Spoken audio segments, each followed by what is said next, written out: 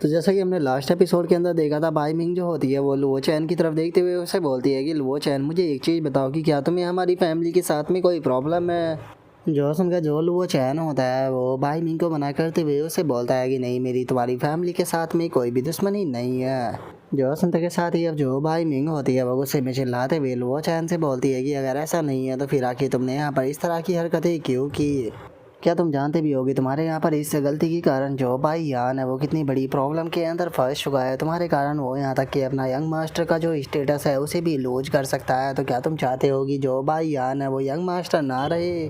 Jason का जो वो चैन होता है वो उससे बोलता है कि मैं यहाँ पर इसीलिए आया हूँ ताकि मैं तुम्हारी बाई फैमिली जो है उसकी मदद कर सकूँ। मैं बाई फैमिली को कोई नुकसान पहुँचाने नहीं आया। और लुओ चैन की इस बात को सुनने के बाद जो बाई मिंग होती है वो और भी ज़्यादा चिढ़ने लगती है और वो चिढ़ते हुए लुओ चैन से बोलती है कि अच्छा, अगर ऐसी बात है तो फिर मुझे यहाँ पर दिखाई क्यों नहीं दे रहा कि आखिर तुम किस तरह से मेरी फैमिली के लिए अच्छा कर रहे हो। इस चीज़ को यहाँ पर तुम भी जानते हो कि जो भाई यान है वो कल्टीवेट भी नहीं कर सकता है। उसका यहाँ पर बस जो भी स्टेटस है वो यंग मास्टर के ही कारण है। लेकिन अगर वो अपने यंग मास्टर के स्टेटस को भी खो देगा तो फ्यूचर में कोई भी उसे यहाँ पर रिस्पेक्ट नहीं देने वाला। जॉसन का जो वो चैन होता है वो बाई मिंग से बोलता है कि मैं इस चीज़ को जानता हूँ, इसीलिए मैं यहाँ पर जो भाई यान है उसकी किस्मत को चेंज करना चाहता हूँ। जॉसन के साथ ही जो बाई मिंग होती है उसे और भी ज़्यादा गुस्सा आने लगता है और वो चिल्लाते हुए बोलती है कि क्या तुम्हें लगता है कि ये चीज़ इतनी ज़्यादा आसान है। क्या तुम्हें लगता है कि मेरे फादर ने कोशिश नहीं की थी। मेरे फादर पता नहीं भाई यान को किस किस जगह पर लेकर गए हैं, लेकिन उसके बाद भी वे सभी लोग जो थे वो मेरे भाई की मदद नहीं कर पाए हैं। तो इसीलिए तुम्हारे लिए ऐसा ही यही रहेगा कि दोबारा इस तरह की बेफालतू की बकवास जो है वो मत कहना। हमारे ऊपर वैसे ही चारों तरफ से खतरा जो है वो मंडराया हुआ है। वहीं पर ये जो ओलैन फैमिली है वो खुद हमारी फैमिली को डिस्ट्रॉय करना चाहती है। इसीलिए मैं किसी का बंदोबस्त कर दूंगी जो कि 3 दिन बाद तो तियानजू सिटी से यहाँ से सेफली बाहर निकाल दे। जो संदे के साथ ही जो भाई यान होता है वो अपनी सिस्टर को रोकने की कोशिश करता है, लेकिन तभी जो वाई मिंग होती है वो चिल्लाते हुए उसे बोलती है कि अपनी बकवास करना बंद करो। इतना सब कुछ हो जाने के बाद भी मैं बस वो चैन को भाई फैमिली से जाने के लिए बोल रही हूँ। और इतना बोलते के साथ ही अब जो भाई मिंग होती है वो वहाँ से जाने लगती है और वहाँ से जाते हुए बोलती है कि अब फादर के हमेशा कुलेशन से बाहर आने का इंतज़ार करना होगा, क्योंकि आगे क्या करना है वही डिसीजन लेंगे। जो सुनकर जो भाई यान होता है वो भी थोड़ा दुखी होने लगता है। जो देख कर जो वो चैन होता है वो उसे बोलता है कि क्या हुआ, तुम ऐसे दुखी क्यों हो रहे हो।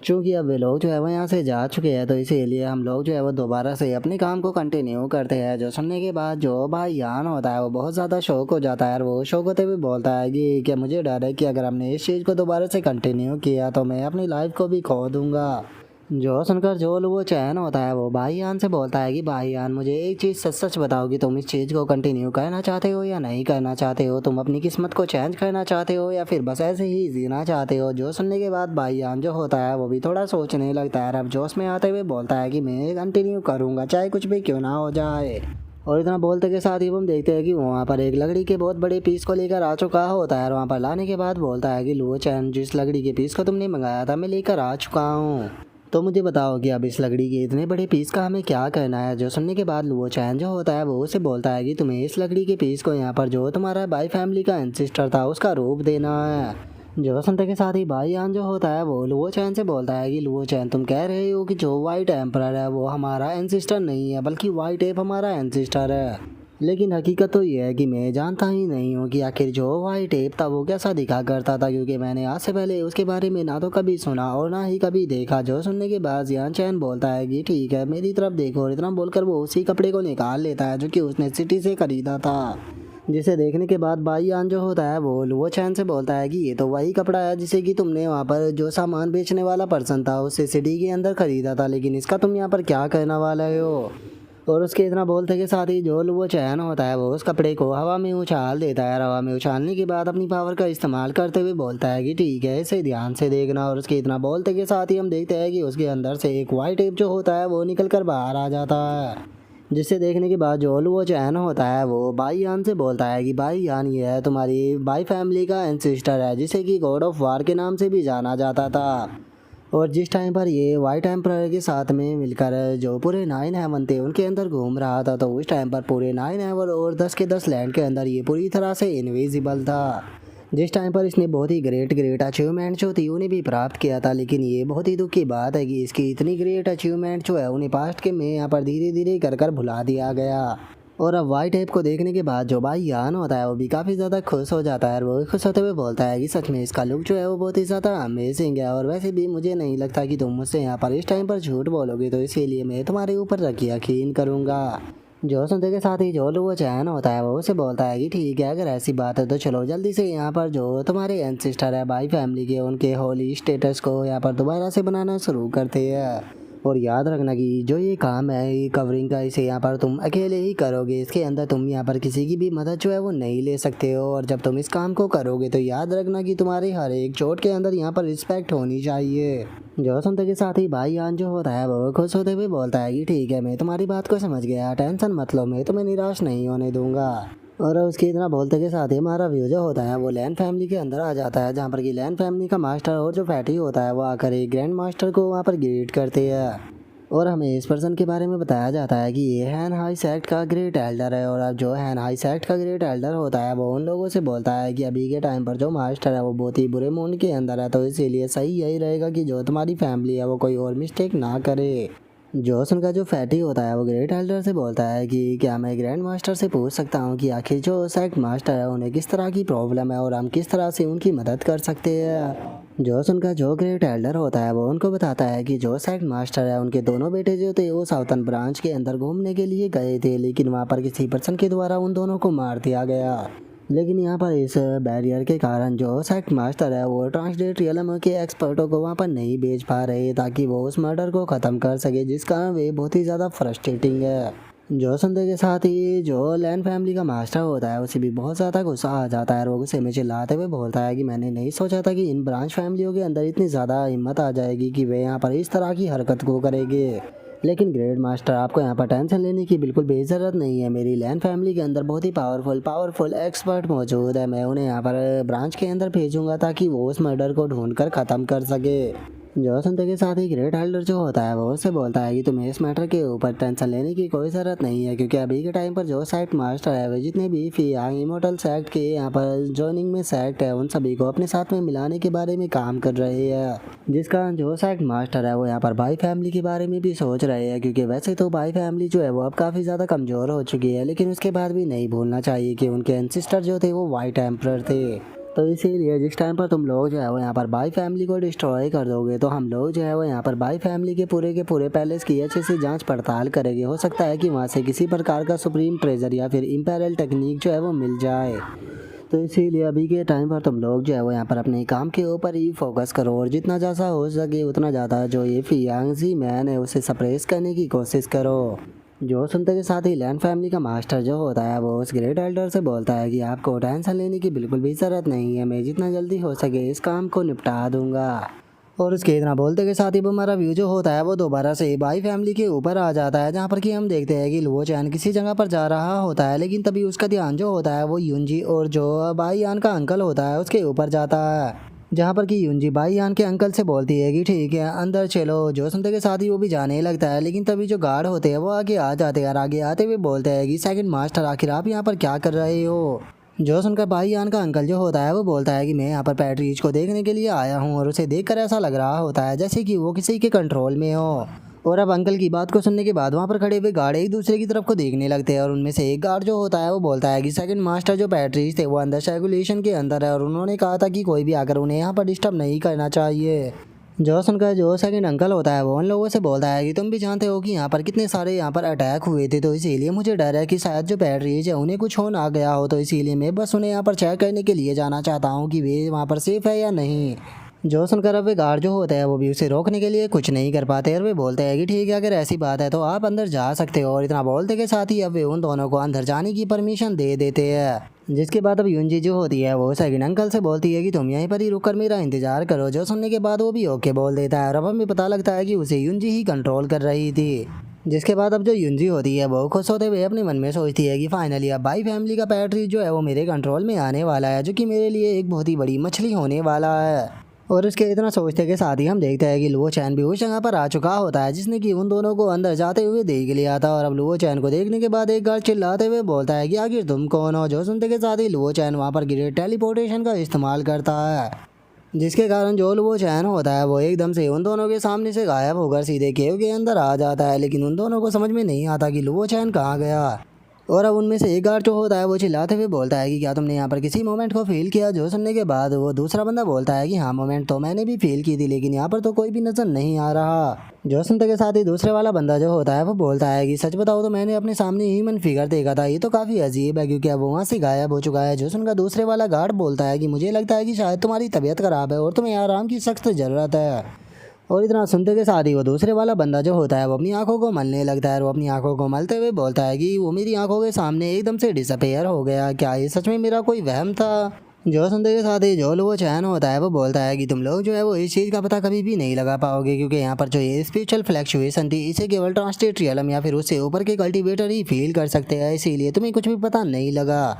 क्योंकि इस टाइम पर जो मेरी तीसरी है मल्ली चेन है वो भी क्रैक हो चुकी है, जिस कारण मैं अब अपनी थोड़ी सी डिवाइन पावर जो है उसका इस्तेमाल करने लगा हूँ। जिस टाइम पर जो ये पूरी थर्ड चेन है ये पूरी तरह से टूट जाएगी, उसके बाद में मैं अपनी पूरी की पूरी स्पिरिचुअल पावर जो है उसका इस्तेमाल करना शुरू कर दूंगा, जिसके बाद में मुझे इस प्लेनेट पर तो शायद कोई भी नहीं रोक पाएगा। और इतना बोलकर अब जो वो चैन होता है वो केव के अंदर आने लगता है। वो केव के अंदर आते हुए बोलता है कि मैंने कभी भी नहीं सोचा था कि जो स्काई वोमेन है उसकी जनरेशन की यहाँ पर एक लड़की जो है उसकी मैजिक का इस तरह से दुरुपयोग करेगी।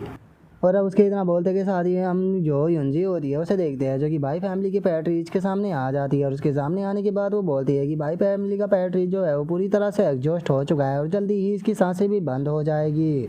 और चूंकि अब तुम यहाँ पर मरने ही वाले हो तो यहाँ पर अब ये कल्टीवेशन जो है वो तुम्हारे किसी भी काम की नहीं रहने वाली, तो कैसा रहेगा कि तुम अपनी ये कल्टीवेशन जो है वो मुझे दे दो। और इतना बोलते के साथ ही अब हम देखते हैं कि जो युंजी होती है वो भाई फैमिली के पैट्रीज की पावर को एब्जॉर्ब करने लगती है। लेकिन तभी हम देखते हैं कि एकदम से युंजी को आकर एक अटैक जो होता है वो टकराता है, जिस कारण अभी जो युंजी होती है वो भी पास ही का जो स्टोन होता है उसमें जाकर टकरा जाती है, जिस कारण वो भी ज़मीन पर गिर जाती है और चिल्लाते हुए बोलती है कि आखिर किसकी इतनी हिम्मत की वो मेरे ऊपर अटैक कर सके। और युंजी के इतना बोलते के साथ ही हम देखते हैं कि जो वो चैन होता है वो उसके सामने आ जाता है, जिसे देखने के बाद जो युंजी होती है वो गुस्से में चिल्लाते हुए बोलती है कि आखिर अब तुम्हें यहाँ पर मुझसे क्या चाहिए। जो सुनकर लुओ चैन जो होता है वो भाई फैमिली के पैट्रीज से बोलता है कि भाई फैमिली के पैट्रीज तुम्हें यहाँ पर बिल्कुल भी हिलने की ज़रूरत नहीं है, नहीं तो तुम्हारे लिए थोड़ी बहुत प्रॉब्लम हो सकती है।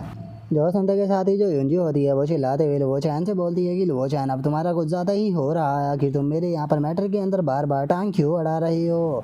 जहाँ तक मैं जानती हूँ भाई फैमिली के साथ में तुम्हारा यहाँ पर कोई भी लेना देना नहीं है, तो फिर आकर तुम यहाँ पर इन लोगों की मदद क्यों कर रहे हो। जो सुनने के बाद वो चैन जो होता है वो उसे बोलता है कि आखिर तुम होती कौन हो जो कि मैं तुम्हें यहाँ पर एक्सप्लेनेशन दूँ। जो सुनते के साथ ही जो युंजी होती है वो चिल्लाते हुए बोलती है कि भाई फैमिली का पैट्री जो है वो पूरी तरह से हेल्पलेस है, वो यहाँ पर किसी भी टाइम मरने वाला है, तो इससे अच्छा कि वो यहाँ पर मरे कम से कम मेरे थोड़ा काम ही आ जाए, तो इससे तुम्हें क्या प्रॉब्लम है। अगर तुम्हें यहाँ पर इस काम से कोई भी दिक्कत है तो मैं तुम्हें यहाँ पर भाई फैमिली के अंदर से मुझे जितना भी ट्रेजर मिलेगा उसका आधा ट्रेजर जो है वो मैं तुम्हें देने के लिए तैयार हूँ, तो बताओ तुम इस बारे में क्या कहते हो। जो सुनकर जो वो चैन होता है वो उसे बोलता है कि मेरे टाइम को बर्बाद करना बंद करो और यहाँ से दफ़ा हो जाओ। जो सुनते के साथ ही अब जो युंजी होती है वो भी गुस्से में वहाँ से चली जाती है और वहाँ से जाते हुए जो वो चैन होता है उसे बोलती है कि ठीक है, लगता है कि तुमसे मुझे अब यहाँ पर पर्सनली निपटना पड़ेगा, बस तुम अब इंतज़ार करना।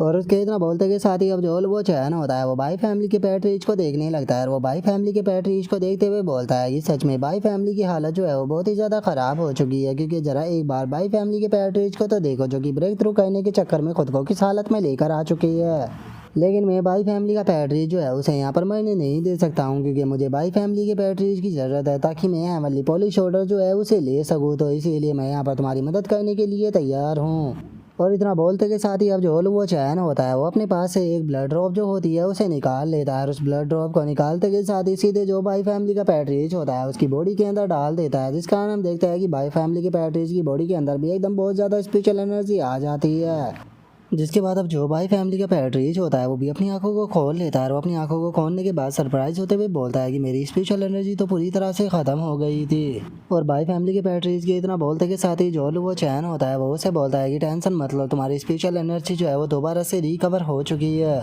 और अब लुओ चैन को देखने के बाद वहाँ पर भाई फैमिली का पैट्रीज भी काफ़ी ज़्यादा शौक हो जाता है और वो शौक होते हुए लुओ चैन से पूछता है कि आखिर अब तुम कौन हो। जो सुनते के साथ ही जो लुओ चैन होता है वो उसे बोलता है कि मैंने अभी अभी तुम्हारी यहाँ पर जान बचाई है, नहीं तो कभी भी तुम अपनी आंखें जो थे वो नहीं खोल पाते। मैं तुम्हें यहाँ पर एडवाइस दूंगा कि तुम्हें ज़्यादा क्वेश्चन जो है वो नहीं पूछने चाहिए और जल्दी से अपनी कल्टीवेशन को स्टेबलाइज कर ट्रांसलेट रियलम पर ब्रेक थ्रू करना चाहिए। और अब लुओ चैन की इस बात को सुनने के बाद बाई फैमिली का पैट्रिक जो होता है वो भी उसे ओके बोलकर दोबारा से अपनी कल्टीवेशन को करना शुरू कर देता है। अपने मन में सोचता है कि ये इस पर्सन ने मेरी जान बचाई है तो नॉर्मल सी बात है कि ये मुझे कोई भी नुकसान नहीं पहुंचाने वाला। मैं नहीं जानता हूँ कि इसने मेरी बॉडी के अंदर क्या चीज़ को डाला है, लेकिन जिस प्रकार की वैटिलिटी को इस टाइम पर मैं महसूस कर रहा हूँ, इस प्रकार की वैटिलिटी को मैंने आज से पहले कभी भी महसूस नहीं किया। और इस तरह के मेथड जो होते हैं वो कोई ऑर्डिनरी इंसान जो है वो यूज नहीं कर सकता। इसका मतलब मेरे सामने खड़ा हुआ पर्सन जो है वो कोई सिंपल इंसान नहीं है। और इतना सोचते के साथ ही अब बाई फैमिली का पैट्रिक जो होता है वो ब्रेक थ्रू के लिए तैयार हो जाता है और वो चिल्लाते हुए बोलता है कि मैं ट्रांसजेंडर रियलम के लिए दोबारा से ब्रेक थ्रू जरूर करूंगा। और इतना बोलते के साथ ही अब वो वहाँ पर अपने ब्रेक थ्रू के लिए पूरी तरह से तैयार हो जाता है।